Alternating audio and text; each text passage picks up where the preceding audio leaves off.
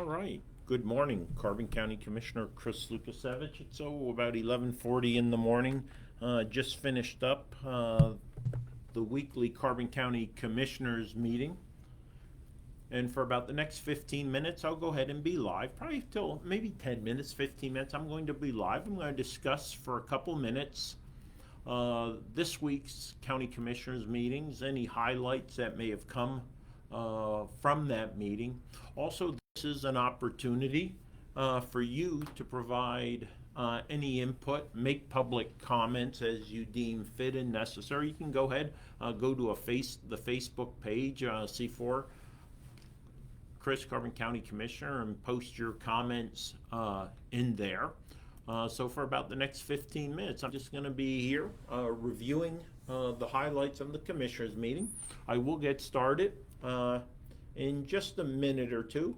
I want to make an opportunity or give an opportunity for some folks to go ahead and come online before I start talking about today's Commissioners meeting. And again, feel free to put your comments right in the chat function. As long as I can see them, I'll respond to them as best I can. Always, if necessary, I'm always available at any time, 22 hours a day, other than 5:30 to 7:30 at 570-503-6780. So again, that's at 570-503-6780. You can give me a call. Or at clukasevich@carboncounty.net. A pretty quick meeting, actually, although we did have the salary board meeting here this morning also. So I will talk about one or two of the salary board motions that were made and the discussion that took place. Again, this is Carbon County Commissioner Chris Lukasevich. Just taking about 10 or 15 minutes here this morning after the Commissioners meeting to kind of talk about some of the items that were on the agenda, in addition to salary board items that came up during that same time. So again, if you have a question, hey Dennis, how are you? Thank you so much for joining me. I see Shelly's also there. I thought I saw Donna also coming online, right? So again, and just a few minutes here, and we're going to go ahead and jump right into this.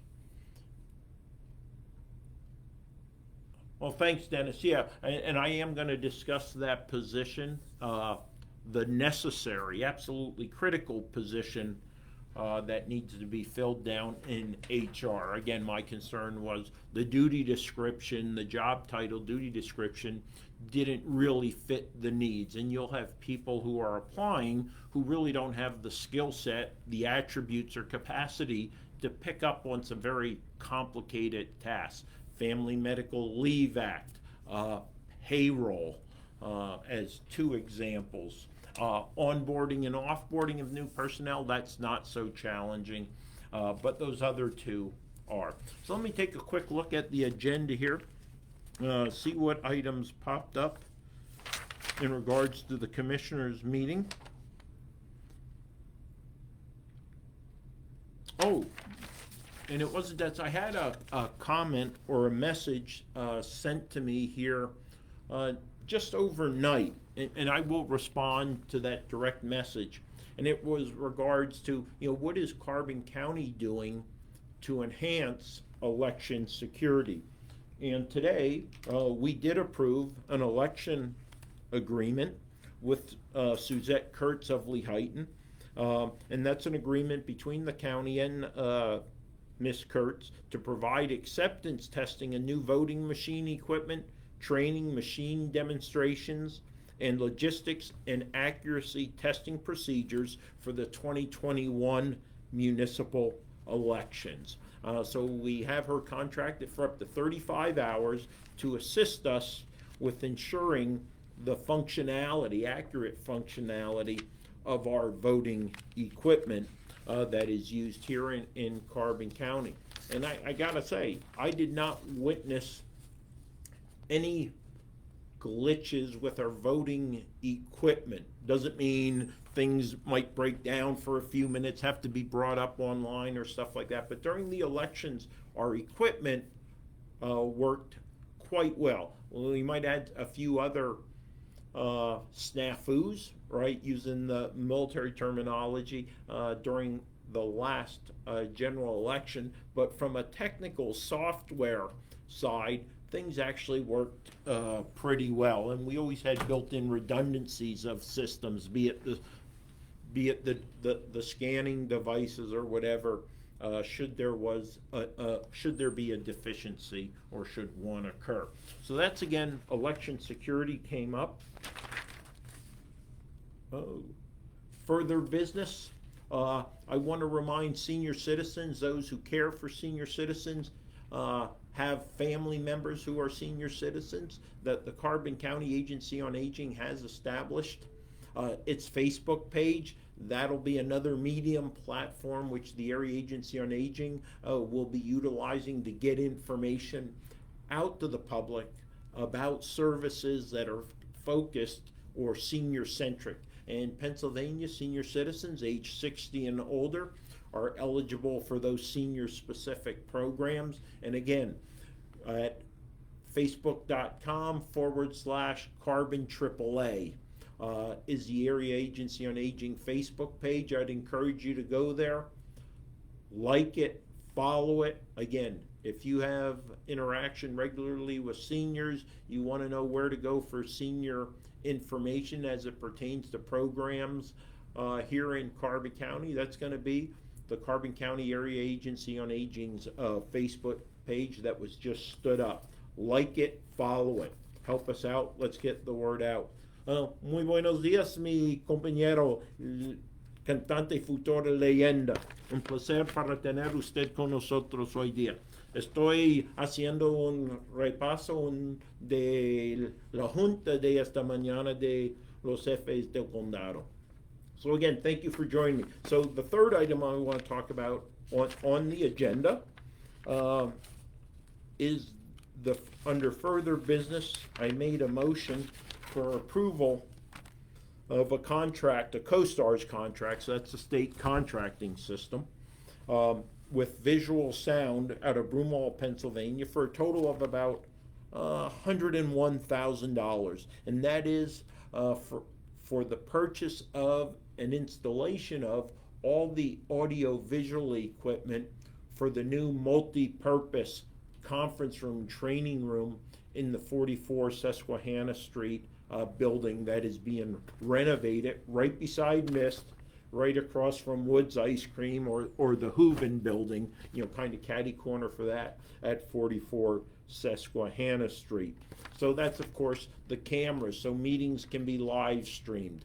The projectors and the screens so that training can take place. Actually, down here in the annex, the courthouse, the administration building, the courthouse, or 76 Susquehanna Street, there are really no large training rooms. You might be able to get 25, 30 individuals in a conference room, max, I'm talking max, and that would be like maybe you can get 40 or so in the commissioner's conference room, but there is no room where you can do a large group of training. And again, this will be an opportunity, I have no doubt, when the public or organizations has a need for a conference room to use, I am sure we'll be able to make that available for public use also. Obviously, I would fight for that tooth and nail, right? You're paying for it, I'm paying for it. We should all get to utilize it in a responsible area. That's about $100,000, again, for the installation and purchase of the audio-visual equipment, plus a 1-year service agreement, advanced service agreement for that equipment that is being installed down there. Again, this is Carbon County Commissioner Chris Lukasiewicz. If you have a question, concern, issue, you can obviously always put it in the chat, or you can call me at 570-503-6780. The exclusionary zone there, 5:30 to 7:30, right? 17:30 to 19:30 hours daily, because that's when I'm with Maggie and Molly. We're doing dinner. We're getting Molly ready, or getting her bath, getting her ready for bed. And it's kind of our quality family time. But other than that, feel free to give me a shout. Also, see Lukasevich at carboncounty.net.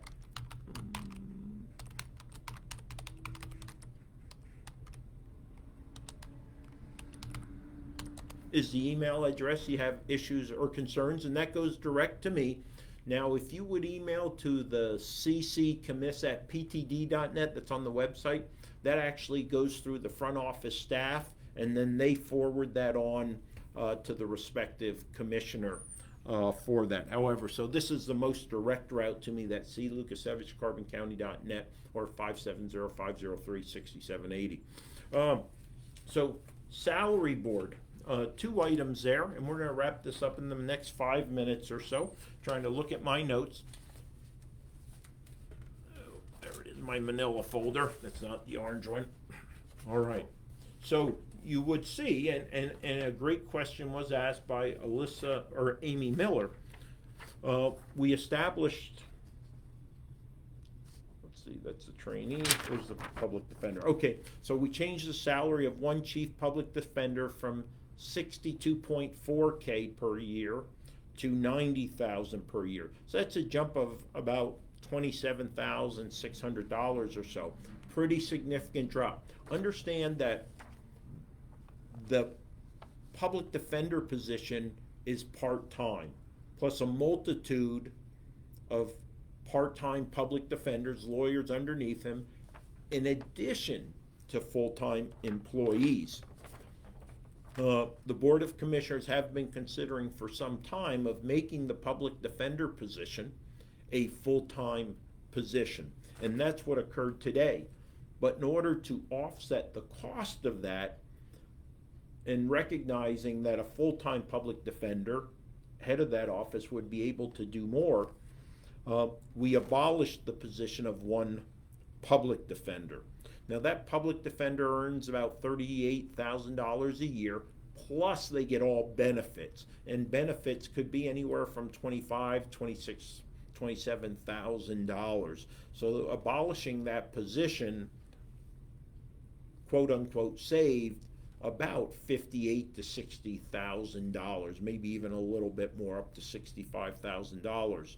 So, net savings are probably about $30,000. Again, full-time public defender, taking them from 62 to 90, abolishing a position, a part-time public defender with benefits. So that is that agenda for the salary board is at carboncounty.com. You go up into the upper left, draft agendas, you'll see the salary board agenda available there if you want to see the actual documentation in regards to the motion that was made and some dollar figures there.